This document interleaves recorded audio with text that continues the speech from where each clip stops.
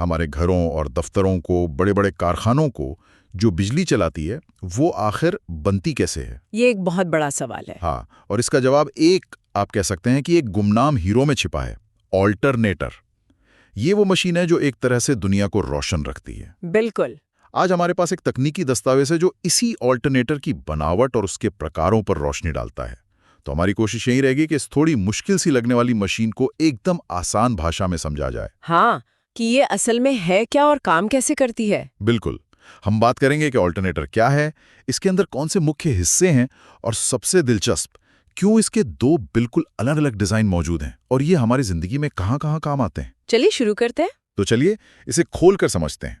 सबसे पहले ये ऑल्टरनेटर है क्या? दस्तावेज में साफ लिखा है कि ये एक एसी जनरेटर है। बिल्कुल। और इसका सीधा सा मतलब ये है कि एक ऐसी मशीन है जो एक तरह की ऊर्जा को दूसरी में बदलती है। अच्छा। ये यांत्रिक ऊर्जा यानी मैकेनिकल एनर्जी को, हाँ, मतलब घूमने की ताकत को। हाँ, घूमने की ताकत को विद्युत ऊर्जा यानी इलेक्ट्रिकल एनर्जी में बदलती है। आसान भाषा में कहें तो किसी चीज के घूमने की ताकत से बिजली बनाना। जैसे किसी टरबाइन का घूमना। हाँ, चाहे वो बांध के पानी से घूमता टरबाइन हो या भाप के जोर से, उस घुमाव को बिजली में बदलने का काम यही ऑल्टरनेटर करता है। ठीक है, तो इस मशीन के अंदर ऐसा क्या होता है? दस्तावेज कहता है कि इसके दो मुख्य किरदार हैं। एक जो अपनी जगह पर स्थिर रहता है और दूसरा जो उसके अंदर घूमता है। तो जो हिस्सा स्थिर है उसे कहता है स्टेटर। स्टेशनरी से स्टेटर, बिल्कुल सही पकड़ा। हाँ। और स्टेटर एक तरह से वो मैदान है जहां बिजली पैदा होती है। इसके अंदर तांबे के तारों का एक बहुत जटिल जाल बिछा होता है जिसे आर्मेचर वाइंडिंग कहते हैं। अच्छा। और सबसे हैरानी की बात यह है कि बिजली इसी स्थिर हिस्से में पैदा होती है, घूमने वाले में नहीं। इस दस्तावेज में एक और बात लिखी है जो मुझे थोड़ी अजीब लगी। क्या? ये कहते हैं कि स्टेटर का कोर यानी उसका ढांचा ठोस लोहे का एक टुकड़ा नहीं होता, बल्कि पतली पतली शीट्स को जोड़कर बनाया जाता है। ऐसा करने में तो ज्यादा मेहनत लगती होगी। इसके पीछे क्या कोई खास वजह है? ये बहुत बढ़िया सवाल है और ये इंजीनियरिंग के एक बहुत ही मूल सिद्धांत को दिखाता है। देखिए, आप सिर्फ मशीन नहीं बनाते, आप ऊर्जा के दुश्मनों से लड़ने का तरीका भी बनाते हैं। ऊर्जा के दुश्मन? हाँ, यहाँ दुश्मन है गर्मी। जब स्टेटर में मैग्नेटिक फील्ड बदलता है तो उसके कोर में छोटे छोटे अनचाहे करंट पैदा हो जाते हैं। अच्छा। उन्हें कहते हैं एडी करंट। ये करंट कुछ नहीं करते सिवाय मशीन को गर्म करने और ऊर्जा बर्बाद करने के। तो इन पतली लैमिनेटेड शीट्स का इस्तेमाल करके हम इन एडी करंट का रास्ता बहुत मुश्किल बना देते हैं। ओह अच्छा, तो ये एक स्मार्ट तरीका है। बहुत कम हो जाती है और मशीन की एफिशिएंसी मतलब कार्य क्षमता बढ़ जाती है। तो ये ज्यादा मेहनत असल में मशीन को ठंडा और कुशल रखने का एक उपाय है। कमाल है। तो स्टेटर हो गया बिजली पैदा करने का मैदान, लेकिन इस खेल को शुरू कौन करता है? जाहिर है वो ऐसा जो घूम रहा है, रोटर। बिल्कुल, रोटर ही असली एक्शन हीरो है। इसका काम है एक शक्तिशाली चुंबकीय क्षेत्र यानी मैग्नेटिक फील्ड बनाना और उसे घुमाना। और ये मैग्नेटिक फील्ड बनता कैसे है? इस फील्ड को बनाने के लिए इसके ऊपर डीसी फील्ड वाइंडिंग लपेटी होती है, जिसे डायरेक्ट करंट यानी डीसी से ऊर्जा दी जाती है। ठीक है। तो जब ये चुंबक बना हुआ रोटर स्टेटर के तारों के जाल के अंदर तेजी से घूमता है तो इसका मैग्नेटिक फील्ड उन तारों को काटता है। और भौतिकी के नियम के अनुसार बस इसी प्रक्रिया से स्टेटर के तारों में एसी वोल्टेज पैदा हो जाता है। ये घूमता हुआ मैग्नेटिक फील्ड और स्थिर तार, ये सिद्धांत सुनने में तो बहुत बड़ा और भारी भरकम लगता है, पर क्या ये हमारी रोजमर्रा की जिंदगी में भी कहीं है? अरे बिल्कुल। जैसे हमारी कार में? हाँ, आपकी कार का ऑल्टरनेटर इसी सिद्धांत का एक छोटा कॉम्पैक्ट रूप है। इंजन की बेल्ट रोटर को घुमाती है। अच्छा। और वो बिजली बनाकर आपकी बैटरी चार्ज करता है और आपकी हेडलाइट से लेकर म्यूजिक सिस्टम तक सब चलाता है। तो अगली बार जब आप रात में हेडलाइट्स ऑन करें तो आप असल में इसी कमाल की इंजीनियरिंग का इस्तेमाल कर रहे होते हैं। अच्छा, एक और सवाल मेरे दिमाग में आ रहा है। आपने कहा कि रोटर को घुमाने के लिए डीसी सप्लाई दी जाती है। जी। लेकिन एक घूमती हुई चीज को तार से कैसे जोड़ेंगे? तार तो उलझ जाएगा। हाँ, सही सवाल। यहीं पर इंजीनियरिंग का एक और खूबसूरत समाधान काम आता है, स्लिप रिंग और ब्रश। स्लिप रिंग और ब्रश। हाँ, ये कुछ वैसा ही है जैसे किसी तेज घूमते हुए झूले पर बैठे इंसान को बिना झूला रोके पानी की बोतल पकड़ाना। वाह, क्या उदाहरण है। आपको एक ऐसा सिस्टम चाहिए जो संपर्क बनाए रखे लेकिन उलझे नहीं। स्लिप रिंग, रोटर के साथ घूमने वाली 2 मेटल की रिंग्स होती हैं, और ब्रश जो कि कार्बन के बने होते हैं उन पर हल्के से टिके रहते हैं। ठीक है। डीसी सप्लाई ब्रश के जरिए स्लिप रिंग तक पहुंचती है और फिर रोटर की वाइंडिंग में चली जाती है।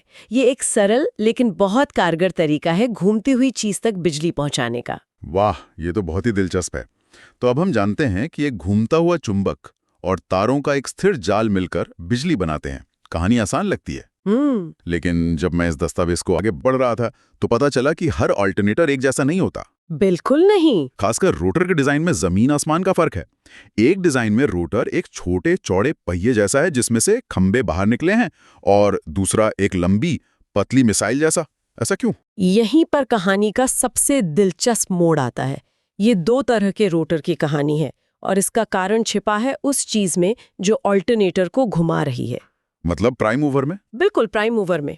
तो चलिए पहले वाले की बात करते हैं, जिसका नाम बड़ा अजीब सा है, सेलिएंट पोल ऑल्टरनेटर। हाँ, सेलिएंट मतलब उभरा हुआ। अच्छा, तो जैसा आपने कहा, इसकी पहचान है इसके उभरे हुए या बाहर की ओर निकले हुए पोल। दस्तावेज कहता है कि इसमें पोल की संख्या ज्यादा होती है, इसका व्यास मतलब डायमीटर बड़ा होता है और लंबाई कम होती है। और ये बनावट बेवजह नहीं है। सोचिए, एक चीज जिसका व्यास बहुत बड़ा है और जिसमें कई उभरे हुए हिस्से हैं, क्या वो बहुत तेजी से घूम सकती है? नहीं, बिल्कुल नहीं, वो तो टूट जाएगी। सही कहा, वो मैकेनिकल तौर पर मजबूत नहीं होगी और हवा का प्रतिरोध भी बहुत होगा। ये डिजाइन साफ बताता है कि ये मशीन कम गति पर भारी भरकम काम करने के लिए बनी है। कितनी कम गति? इसकी रफ्तार सिर्फ 100 से 600 आरपीएम यानी चक्कर प्रति मिनट तक ही होती है। बस, तो इतनी धीमी रफ्तार का इस्तेमाल कहाँ होता है? बड़े बड़े बांधों में, हाइड्रो पावर प्लांट में। अच्छा, हाइड्रो पावर प्लांट। हाँ, वहां पानी के जबरदस्त दबाव से विशाल टरबाइन घूमते हैं। हाँ। ये टरबाइन बहुत बड़े और भारी होते हैं, इसलिए तेजी से नहीं घूम सकते। उनकी ताकत उनकी गति में नहीं, बल्कि उनके टॉर्क यानी घुमाव की शक्ति में होती है। तो उस धीमी लेकिन शक्तिशाली घुमाव को बिजली में बदलने के लिए आपको सेलिएंट पोल अल्टरनेटर ही चाहिए। आप कल्पना कीजिए, एक बहुमंजिला इमारत के बराबर का पहिया जो पानी की ताकत से धीरे धीरे घूम रहा है, उसे संभालने के लिए यही डिजाइन बना है। तो सेलिएंट पोल का डिजाइन सीधे सीधे पानी की ताकत से जुड़ा है। अब आते हैं दूसरे प्रकार पर, जो बिल्कुल इसका उल्टा दिखता है, बेलनाकार rotor alternator. Cylindrical rotor alternator. हाँ, या स्मूथ सिलिंड्रिकल रोटर। इसका रोटर एक चिकना ठोस सिलेंडर जैसा होता है, कोई उभरा हुआ हिस्सा नहीं, और इसमें पोल की संख्या भी सिर्फ 2 या 4 होती है। हाँ, और इसका डिजाइन भी इसके प्राइम मूवर की कहानी कहता है। इसका मजबूत, चिकना और पूरी तरह से संतुलित डिजाइन इसे एक असाधारण क्षमता देता है। और वो क्या है? बहुत बहुत तेज गति से घूमने की। ये एक फिगर स्केटर की तरह है जो अपने हाथ पैर सिकोड़कर तेजी से घूमता है। अच्छा। क्योंकि इसकी सतह पर कोई उभरा हुआ हिस्सा नहीं है, हवा का प्रतिरोध कम होता है और सेंट्रीफ्यूगल फोर्स भी एक समान लगता है। ये हाई स्पीड ऑपरेशन के लिए ही बना है। और इसकी गति तो कमाल की है। दस्तावेज बताता है कि ये 1500 से 3000 आरपीएम तक की रफ्तार से घूमता है। हाँ, जो सेलिएंट पोल के मुकाबले 10 गुना तक ज्यादा है। तो जाहिर है इसे घुमाने वाली चीज भी बहुत तेज होगी। बिल्कुल।